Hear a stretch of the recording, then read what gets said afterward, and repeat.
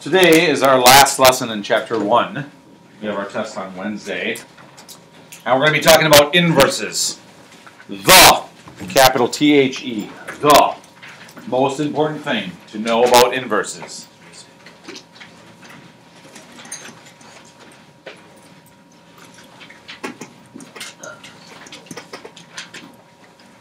Switch X and Y. Inverses are things that undo each other. That's one of the things we know, like squaring and square rooting, that kind of thing. Sine and arc sine.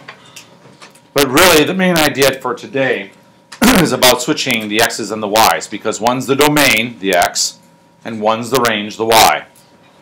So for example,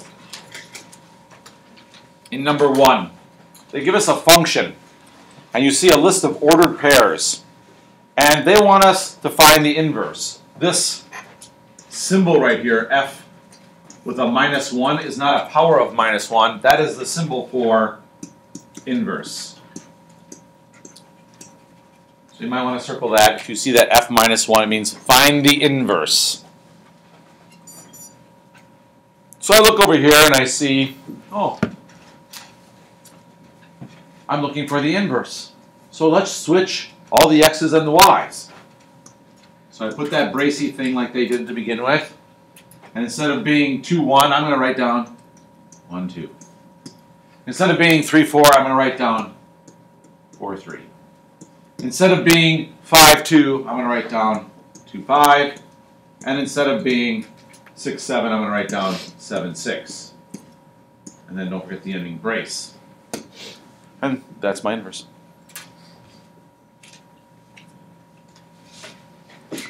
And you can see directly below, there's that message again to us. Switch the x's and the y's.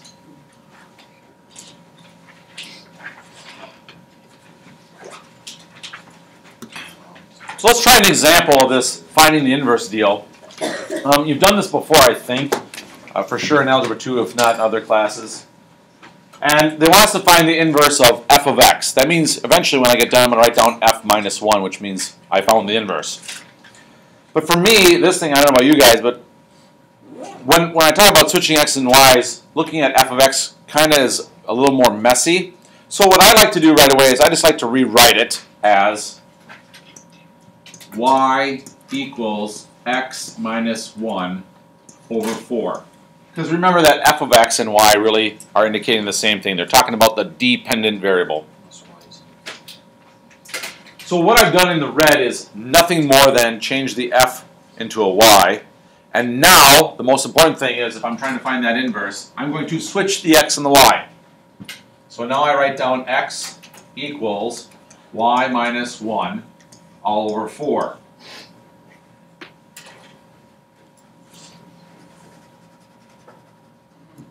And if I want to find this inverse, I have to solve for the y. So in order to solve for the y, I multiply both sides by 4. The reason I'm doing that is to get rid of the division by 4 on the right-hand side. And so now I have 4x equals y minus 1.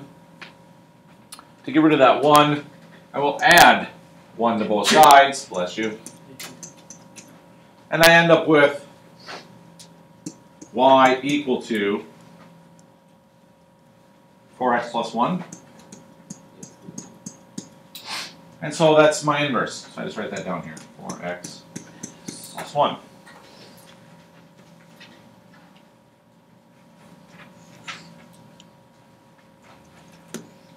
Okay, so now we're going to do something called verify, which is to check if I indeed did find the inverse. There are 2 steps to this. Step number 1.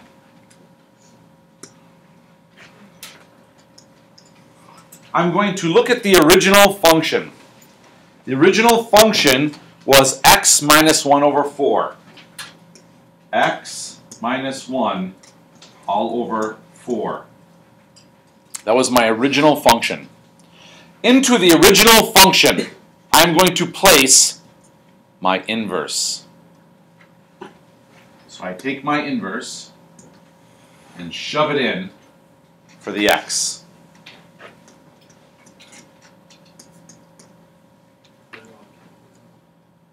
And I look and see what happens.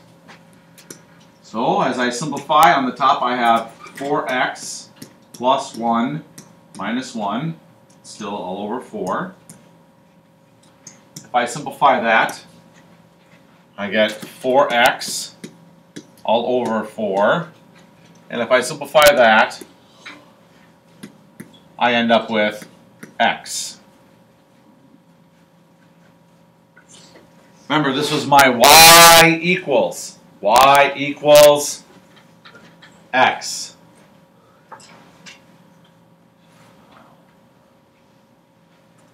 Step number 2. In step number 2, I do the same thing, except in reverse order. So now I take my inverse function, 4x plus 1, and I shove in my original function, which was x minus 1 all over 4. So step 1 was take original, shove in inverse, see what happens. Step number 2, take inverse, shove in original, and see what happens. So now I look and see what happens. I notice that my 4's reduce.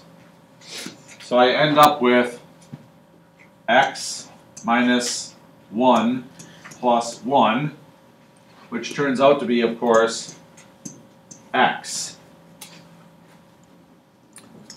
If, when you're verifying, you see that when you take the inverse and plug it into the original, you end up with an x, and when you take the inverse and plug in the original, you end up with an x, then you have, indeed, an inverse function.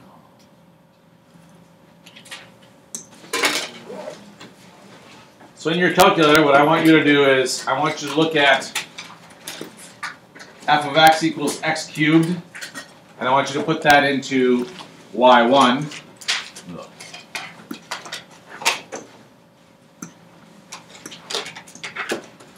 And then I want you to look at f of x, or they call it g of x, excuse me, is the cube root of x.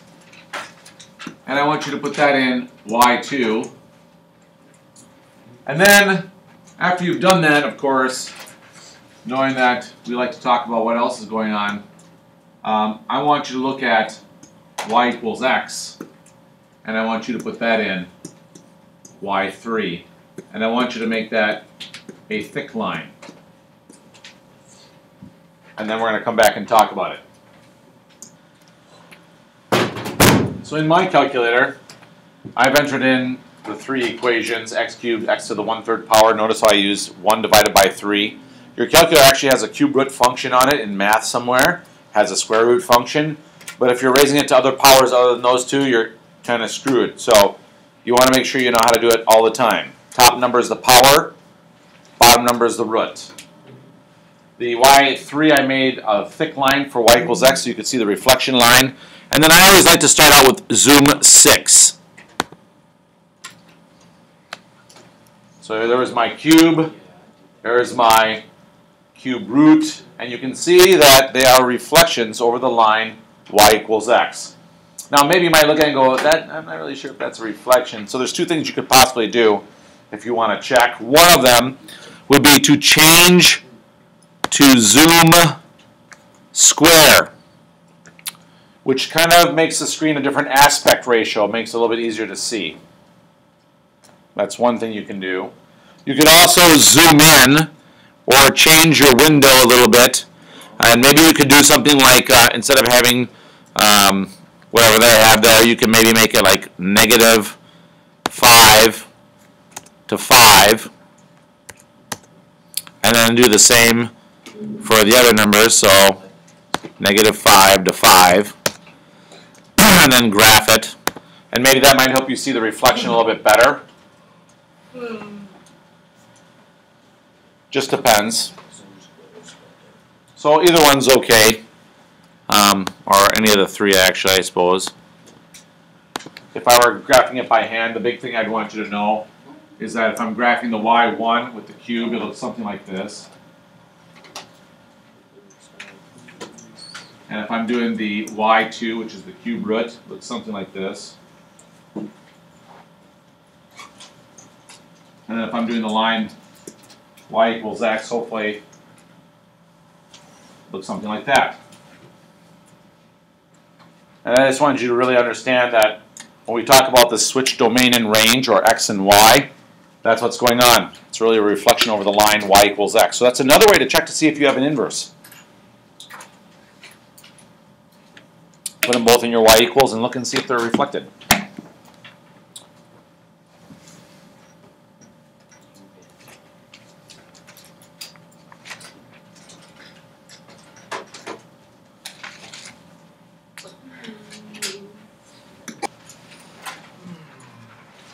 Okay, so let's talk about having an inverse. Not every function has an inverse. It just doesn't happen all the time. That's why we use that verification to check to see if it did. So in order to know that you have one, you have to be a one-to-one function. And that's what this is saying here. To have an inverse, it must be one-to-one. And you know how we did the vertical line test to find a function? That means if you have an inverse, it has to pass the horizontal line test. Make sure you cover that right now, Joe. Or in other words, if you plug in an A and you plug in a B and they're the same value, that means that the A and the B had to be the same. Okay? And I'll show you what that is in just a moment here. So let's say, just for example, I'm looking at a function, just to kind of give you an idea what this one-to-one thing means. Let's say I'm looking at y equals x squared. And if I draw a picture of that, I know that my picture looks something like this. And they said just a little bit ago that it has to pass this horizontal line test. And what that means is it's like our vertical line test. It means I'm only supposed to hit it once. So did it pass the vertical line test? No. What does that mean for us? What that means is that there's more than one x value that can produce the same y value. For example, if I said, holy moly, let me pause for a second. Okay, back from the technical difficulties. So I notice that this thing hits in two spots. If you guys would like to talk while I'm talking, get out. Stop being disrespectful. So these are the 2 points that I hit right here. And what I want you to notice is, let's just say, for example, that this one over here is -2, and the one on the right is +2. If I plug in to this equation in an x and y coordinate, and I shove in -2 for the x value, and that -2 goes in for x and I square it, I get out 4. And if I shove in +2, out pops 4 again. Or in other words, there are two x values that produce the same y value, and we were saying that that's not allowed. And that's what this part was saying, that if you have two y values, these are the y values, and they're equal, that means that the two x values have to be equal. Well, over here I have my two y values being equal. Here they are. So my y's being equal are right there. But I notice that my x values that are supposed to be equal are not. So that's not one-to-one. And that means that that function does not have an inverse.